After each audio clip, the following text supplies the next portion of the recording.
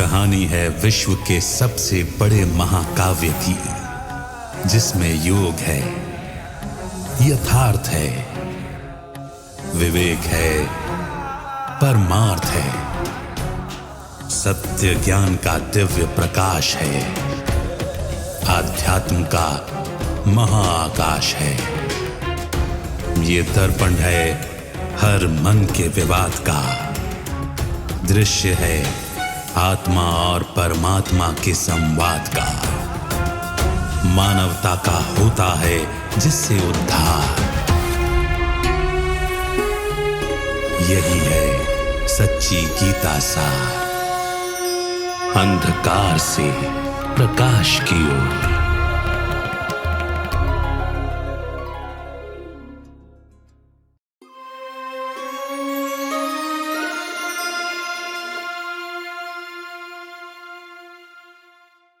नमस्कार। अंधकार से प्रकाश की ओर इस कार्यक्रम में आप सभी का स्वागत है। जो चीज़ें हम सुनते हैं उसे समझने की भी ज़रूरत होती है।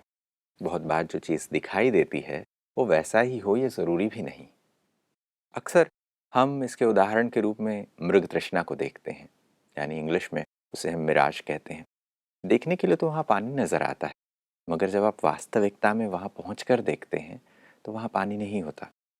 वो तो प्रकाश के वजह से जो साइंटिफिक टेक्नोलॉजी आज हम समझ रहे हैं, उनके एस्पेक्ट्स के अनुसार, विज्ञान के तथ्यों के अनुसार हम समझ रहे हैं कि क्या होता है। मगर ये सब कुछ एक्सप्लेन करने वाली बात शायद जीवन के साथ भी ऐसा होता है।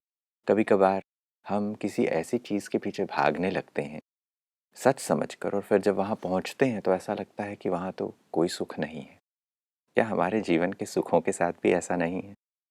न जाने ऐसी कितनी ही चीज़ों के लिए हम भी भागा दौड़ी कर रहे हैं, ये समझकर कि वहाँ पर पहुँचने से वो चीज़ हासिल होगी, वहाँ खुशी मिलेगी। मगर क्या ये सच है? इसके उदाहरण हमारे कथाओं में बहुत सारी चीज़ें देखने को मिलती हैं। आज के एपिसोड में इसी विषय पर हम चर्चा करेंगे कि दुर्योधन ने स्वर्ग को नर्क समझा और नर्क को स्वर्ग। इस विषय पर चर्चा करने के लिए हमारे साथ ब्रह्मा कुमारी इसके additional secretary general Brahma Kumar Brijmohan भाई जी हैं। भाई साहब, आपका स्वागत है। ओम शांति। ये टाइटल ही सुनकर थोड़ा एक रोचक अनुभव होता है, और शायद इसके पीछे की कथा भी यही है कि जब दुर्योधन इंद्रप्रस्थ गए, वहाँ एक मिराज देखा, मृग तृष्णा देखी, तो उनको लगा यहाँ पानी है, तो वहाँ से वो दूर हट गए, थोड़ा डर गए, और जहाँ पानी नहीं था वहाँ पर वो उतरे। तो इसकी वजह से द्रौपदी ने ये बात कही। ऐसा माना जाता है कि अंधों की औलाद अंधे, हालांकि वो मजाक वाली बात थी, बट उसके कारण महाभारत हुआ, ऐसा माना जाता है।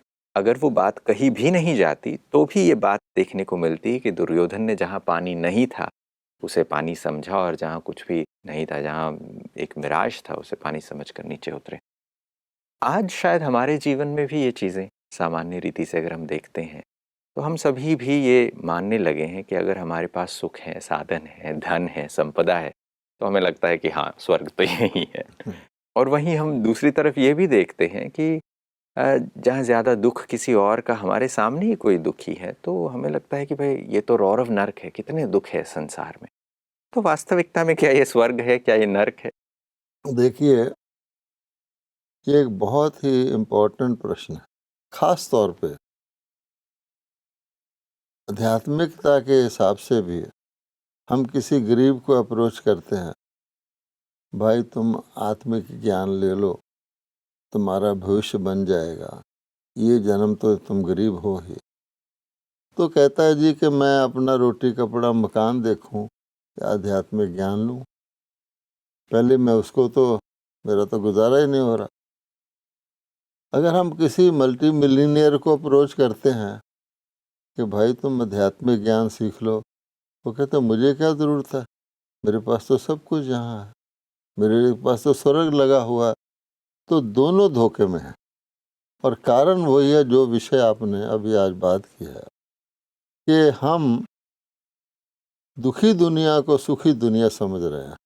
सुखी दुनिया को दुखी की बात बाद में करेंगे। जो सामने दिख रहा है कि आज का मनुष्य क्या बहुत बोस्ट करता, हम तो जी स्टोन एज से स्पेस एज की तरफ आ गए, और 100 साल के अंदर ये जो साधन निकले हैं, ये तो सचमुच ही चकित करने वाले हैं। वो कहते हैं कि आपके पूर्वज जो थे, उनके पास ये मोबाइल था, उनके पास ये टेलीविज़न था, उनके पास ये इंटरनेट था।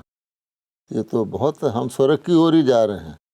कुछ तो समझते हम ऑलरेडी स्वर्ग में हैं, कुछ है कि हम स्वर्ग की ओर जा रहे हैं।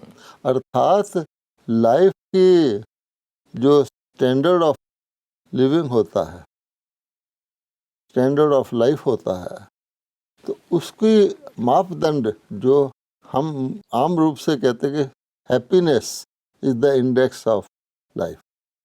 अब उस हिसाब से आप अगर देखिए तो फिर आप, हर व्यक्ति कहेगा हमारे बुजुर्ग अच्छे थे, उनके पास ये चीज़ें तो नहीं थी पर सुखी तो थे, उनमें कोई दम तो था।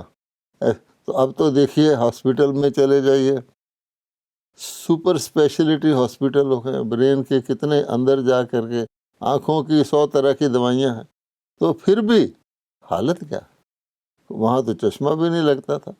इसलिए अगर आप हैप्पीनेस इंडेक्स से देखें, मोटे रूप से आध्यात्मिक दृष्टिकोण से ले लें, आज की दुनिया को कौन सा लोक कहते हैं? बच्चे से भी पूछें, कहेंगे जी मृत्यु लोक है। क्या ये दुनिया सदा ही मृत्यु लोक रही है, ये अमर लोक के कंट्रास्ट में मृत्यु लोक कहते हैं? अगर मृत्यु लोक है तो कभी अमर लोक भी होगा। वो क्या था? क्या वहाँ पर लोग शरीर नहीं छोड़ते थे, सदा के लिए अमर हो गए जाते थे? जैसे माना जाता है कि अमरनाथ में कबूतर ही अमर हुआ है, तो इस प्रकार की बात है। तो आयु पूरी हो, आज व्यक्ति कितना भी कहे मैं ये हूँ वो हूँ, जब आयु खत्म हो गई, 100 मिसाल है आपके पास, लोगों ने स्टेटस प्राप्त किया, आयु खत्म हो गई। तो आयु पूरी हो, निरोगी काया हो, किसी प्रकार का शोक ना हो लाइफ के अंदर, रोग शोक मुक्त हो, तनाव मुक्त हो। यहाँ तो छोटे बच्चे को भी तनाव है, पढ़ने जाता है स्कूल में, तो कहाँ का ये सुख है और कहाँ का ये स्वर्ग है, समझ में नहीं आता। और अमीर लोग जो, उनके पास धन जरूर है, लेकिन उन्हें अपनी प्रकार के अनेक तनाव हैं, उन्हें तो अपनी जान का ही खतरा रहता है।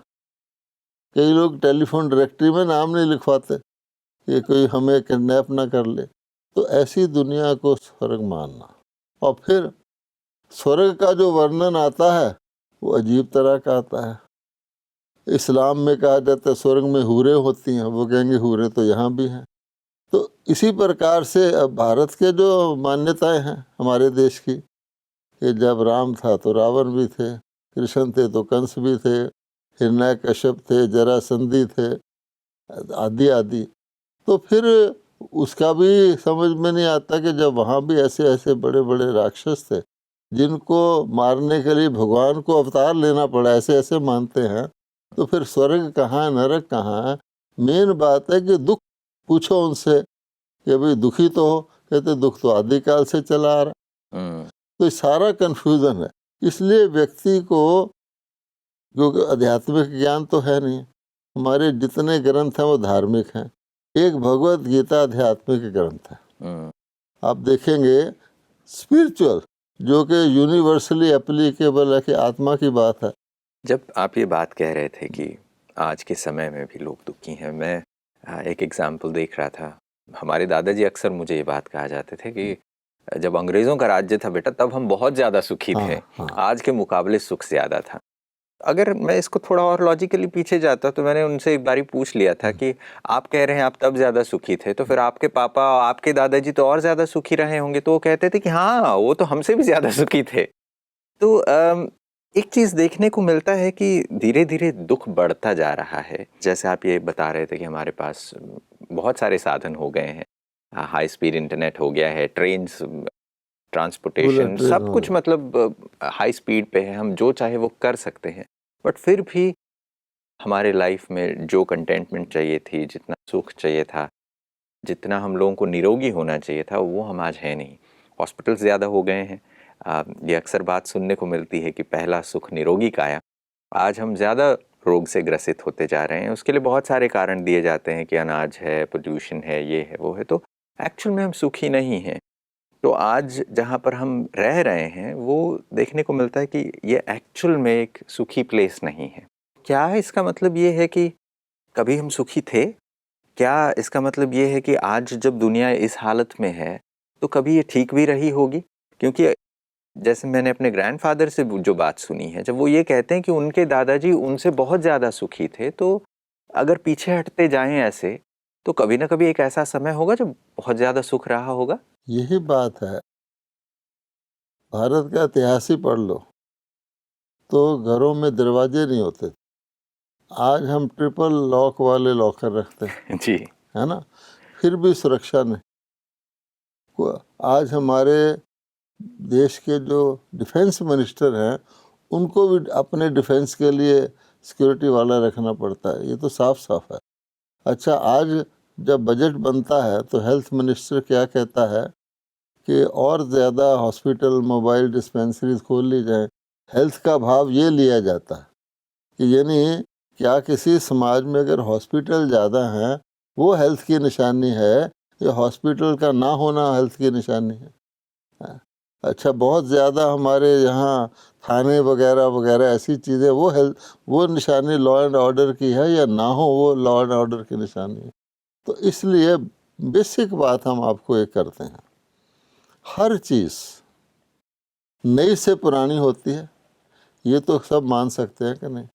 दुनिया में कोई भी चीज़ होगी तो पुरानी से नई नहीं होगी, नई से पुरानी होगी। कोई भी मकान बनता है तो नया बनता है, कोई भी मोटर कार बनता है तो पहले नया होता है।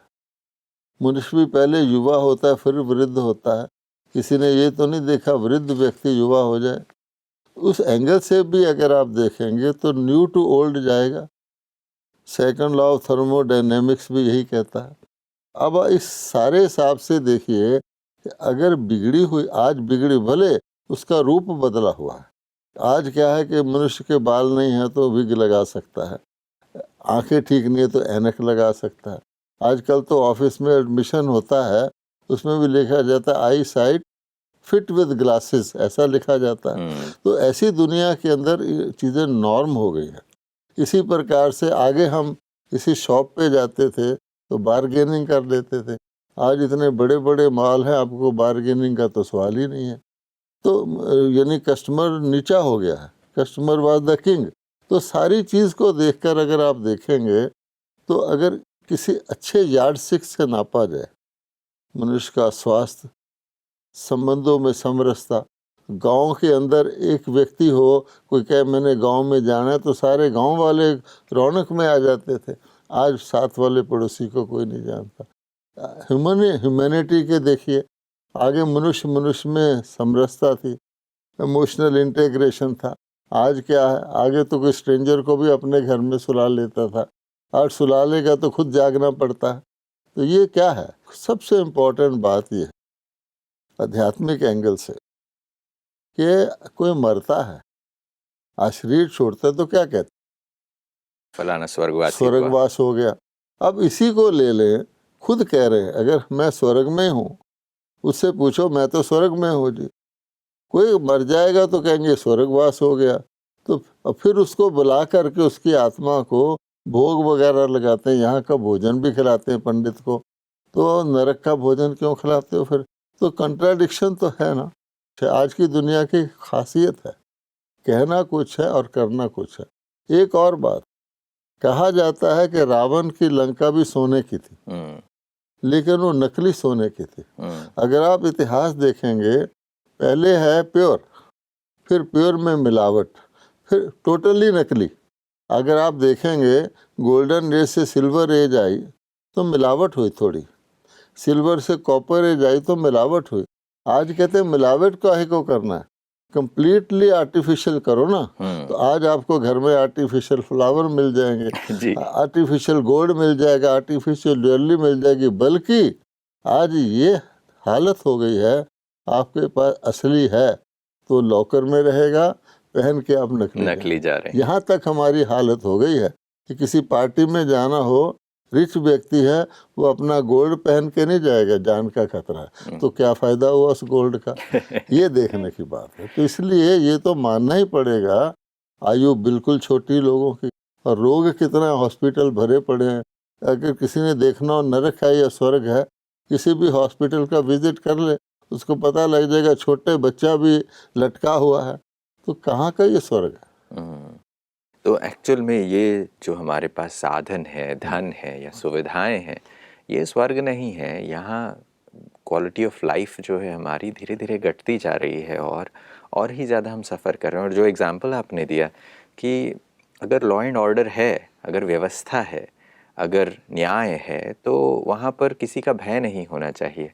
ज़्यादा जेल है, ज़्यादा आपको लोगों को काम पे लगाना चाहिए कि डंडा लेके कोई पुलिस वाला खड़ा रहे, तो इसका मतलब ये नहीं कि लॉ एंड ऑर्डर है। अगर बिना पुलिस वाले के व्यक्ति लॉ एंड ऑर्डर में रहें तो उसे हम सुव्यवस्था कहेंगे। और ऐसे ही हेल्थ के लिए भी है। और आप देखिए कि जो देवी देवताओं की मूर्तियां मिलती हैं या यादगारें मिलते हैं, सतयुग में महाराज महारानी दोनों सिंहासन पर बैठे चित्र मिलते हैं जी। श्री लक्ष्मी श्री नारायण कट्ठे राजगद्दी पर बैठे, श्री राम श्री सीता कट्ठे राजगद्दी पर बैठे हैं। फिर क्या हुआ? वो राजगद्दी से नारी कहाँ चली गई? केवल राजा राजगद्दी पर बैठने लगे। फिर भी वो राजा थे, उनको कोई शक्ति थी। धीरे धीरे वजीरों ने राजा को जेल में डाल के राज करना शुरू कर दिया। धीरे धीरे वो राज सत्ता ही खत्म हो गई। आज हमारी राज सत्ता में ऑपोजिशन साथ बैठता है। उस दुनिया में वजीर नहीं होता था, महाराजा महारानी ही इतने परफेक्ट और कंप्लीट थे और उनका राज्य चलता था, कोई ऐसी बात ही नहीं होती थी। और अब देखिए तो ये इससे फर्क पता लगता है कि राज सत्ता को सबसे बड़ी सत्ता गिना जाता है। तो उस वक़्त की राज सत्ता को देखिए कि माता पिता की तरह महाराजा महारानी राज कर रहे हैं, उनको किसी एडवाइज़र की ज़रूरत नहीं। कॉमन सेंस कहती है कि बड़े को छोटा एडवाइस करेगा तो क्या एडवाइस करेगा। तो आज आप देख लीजिए, आज कई देशों में तो आप मंत्रियों के नाम की लिस्ट देख के देखना पड़ता है। तो कहाँ गई राज सत्ता? और राज सत्ता ऐसी जिसमें अपोजिशन को भी अलाउ किया जाता है कि तुम हमारे साथ ही बैठोगे, और लीडर ऑफ अपोजिशन को भी स्टेटस दिया जाता है मिनिस्टर का। तो इससे पता लगता है कि और फिर प्रजा का प्रजा पर राज्य, प्रजा अपना राजा चुनती है, जिसको कहा जाता है अंधेर नगरी टके सिर भाजा, चौपट राजा टके सिर। तो देखा जाए, हम किसी को क्रिटिसाइज नहीं करते, लेकिन ये फैक्ट है। वो जो सत्ता कहा जाता है, सत्ता कहाँ?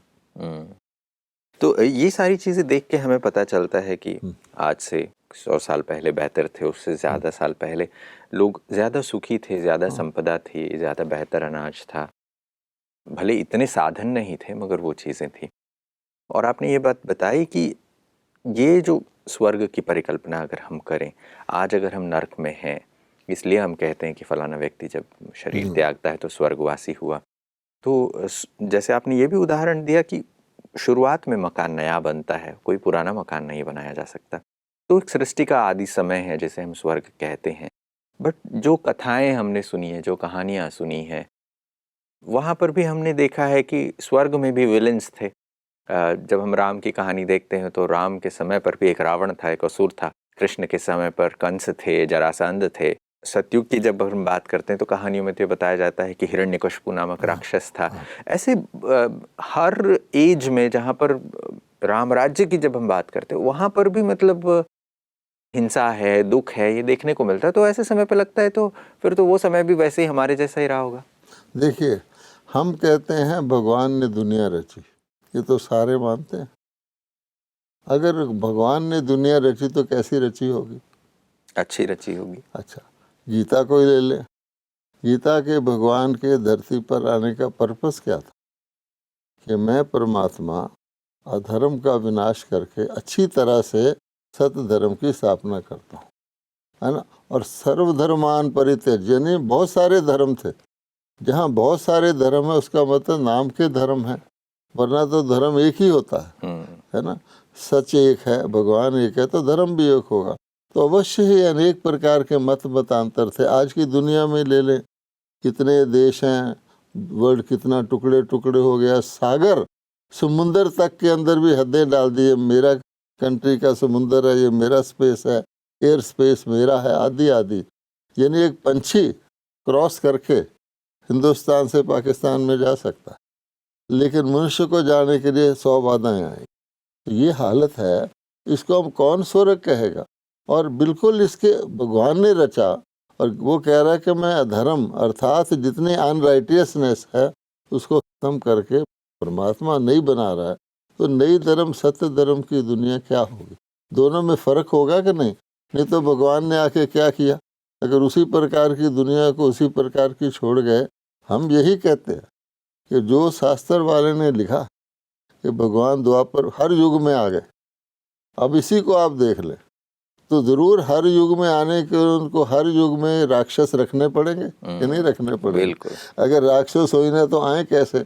अच्छा, आपने राक्षस रख भी लिए, फिर क्या हुआ कि अगर एक सतयुग चल रहा है और सतयुग के एंड में भगवान आ जाए तो वापस सतयुग ले आएंगे कि नहीं? बिल्कुल। फिर त्रेता क्यों आएगा? अच्छा, अगर त्रेता के एंड में भगवान आ जाए फिर भी सतयुग आ जाएगा, फिर द्वापर क्यों आएगा? तो ये जो डिग्रेडेशन है, जो गीता में लिखा होगा 3 गुण है, सतो रजो तमो, और ये भी लिखा हुआ है जहाँ सतो है वहाँ रजो तमो नहीं होता, और जहाँ रजो है वहाँ सतो तमो नहीं होता, और जहाँ तमो है वह सतो। इससे ज़्यादा भगवान क्या क्लैरिफाई कर सकते हैं? लेकिन पढ़ने वाले देखिए, वो कहेंगे चारों यहीं हैं। आप किसी आदमी को अच्छा है वो स्वर्ग में है, जो बेचारा गरीब है थोड़ा सा वो नरक में है। अरे भाई, जो स्वर्ग में है तो आयु के उसकी कहाँ गारंटेड है? धन वगैरह तुम्हारे पास है, आजकल तो धन को रखना भी प्रॉब्लम हो गया, छुपा के रखते हैं तो अपनी जान को खतरा होता है। इसलिए बेसिकली भगवान यही बताते हैं कि मेरे आने का पर्पस ही गुम कर दिया, और ये कहकर फिर भगवान आए तो सत्य धर्म की स्थापना की, उसका प्रारब्ध कहाँ है? तो इसलिए भगवान को कहना पड़ता है, आखिर जैसे अब बता रहे हैं कि मेरा आने का एक ही टाइम है, मैं ऑलमाइटी हूँ। ऐसे कोई नहीं कि बीच बीच में, जैसे कहते हैं जिसने भक्ति की मुक्त हो गया, सृष्टि चक्र का कोई नियम है, नाटक में भी सारे एक्टर आते हैं, उसके बाद नाटक पूरा होता है, बीच में से कोई चला जाए। तो ये सब मनुष्यों की मतें हैं। तब भगवान कहता है कि मनुष्यों की मतों पर चलते चलते नई मत निकल आई, कोई नई फिलॉसफी निकल आई, लेकिन जो कुछ भी निकालते हैं, necessity is the mother of invention, result यही होता है कि हम नीचे ही जा रहे हैं। भगवान ने सिंपल बताया है, अगर आप सीढ़ी में स्टेयर केस है, उसमें आपका मुंह नीचे की तरफ है तो अगला स्टेप नीचे ही ले जाएगा। जैसे कोई व्यक्ति बूढ़ा हो रहा है, अब उसको बूढ़ा होने से कोई नहीं रोक सकता, ये है थोड़ी केयर करेगा तो स्लो स्पीड पे बूढ़ा होगा। तो शास्त्र वालों ने क्या किया? हेल्प किया। अगर ये भी ना होते, जिसको कहते हैं डूबते को तिनके का सहारा, या something is better than nothing, इन्होंने इतना तो किया कि लोगों का ध्यान थोड़ा भक्ति वगैरह करने से वो बिल्कुल डाउनफॉल नहीं हुआ। इसीलिए आज भारत के अंदर आप देखेंगे ब्लडी रेवोल्यूशन नहीं होता, क्योंकि धर्म सत्ता थोड़ी कायम है। लेकिन हालत क्या है? इसलिए भगवान आके कहते हैं कि मैं ही आ करके तुमको सत्य ज्ञान देता हूँ, उस दुख का कारण बताता हूँ, उसका निवारण बताता हूँ। ये काम मेरा ही है, मनुष्य नहीं कर सकता। जी, इन बातों से समझ में आ रहा है कि भगवान का काम क्या है। वो बिगड़ी को बनाने वाले हैं। जब चीज़ें आउट ऑफ ऑर्डर हो जाती हैं तो उसको फिर से ऑर्डर में ले आते हैं। और जैसे हम देखते जाते हैं कि जैसे थर्मोडायनेमिक्स का लॉ है कि पहले कम डिस्टर्बेंस होता है, कम कैओस होता है, एक ऑर्डरलीनेस कैओस की तरफ हम आगे बढ़ें, और आज हमारे पास ऑर्डर नहीं है, ये देखने को मिलता है। और परमात्मा का यही काम है कि वो वापस चीज़ों को लय में ले आते हैं, वापस उस ऑर्डर को सेट करते हैं। और हम प्रार्थना भी यही करते हैं कि प्रभु ये चीज़ें करो। और गीता में ये चीज़ बताया गया है कि जब जब ये अनऑर्डरलीनेस, अनराइटियसनेस बढ़ता है तो तब मैं सत्य धर्म की स्थापना के लिए वापस आता हूँ। इसका अर्थ भी आज समझ में आया है। इस पर और भी चर्चा जारी रखेंगे भाई साहब, मगर आज आप स्टूडियो में आए इसके लिए आपका बहुत बहुत धन्यवाद। नमस्कार। ओम शांति। दोस्तों, क्या दिन और रात एक साथ एग्जिस्ट कर सकते हैं? जब प्रकाश है तो क्या अंधेरा रह सकता है? प्रश्न बड़ा ही सिंपल सा लगता है। हम सब ईश्वर से प्रार्थना करते हैं कि अंधकार से प्रकाश की ओर ले चलो। अब हमें सोचने की आवश्यकता है कि अगर हम ये प्रार्थना कर रहे हैं तो क्या हम प्रकाश में हैं या अंधेरे में? जब हम कह रहे हैं कि परमात्मा हमें अमरत्व की ओर ले जाओ, मृत्यु से अमरत्व की ओर ले जाने की बात करते हैं, तो क्या हम मृत्यु लोक में नहीं हैं? क्या हम मृत्यु के भय से पीड़ित या चिंतित नहीं हैं? क्या ये स्वर्ग है, क्या ये नर्क है जहाँ हम रह रहे हैं? इसकी समझ आज हमें मिली है। बहुत बार दुर्योधन की ये जो बात कही जाती है कि नर्क में होते हुए भी अगर हम उसे स्वर्ग समझने लगें तो ये गलती किसकी है? ये मृग तृष्णा, इसे ही सच्चा समझ लेना, क्या ये हमारी गलती नहीं है? गीता बहुत ही सुंदर प्रकाश देती है इस पर, और परमात्मा इस समय पर अवतरित होकर वापस वही ज्ञान सुनाते हैं। इस विषय पर और भी चर्चा आगे जारी रखेंगे। आज के लिए बस इतना ही। नमस्कार।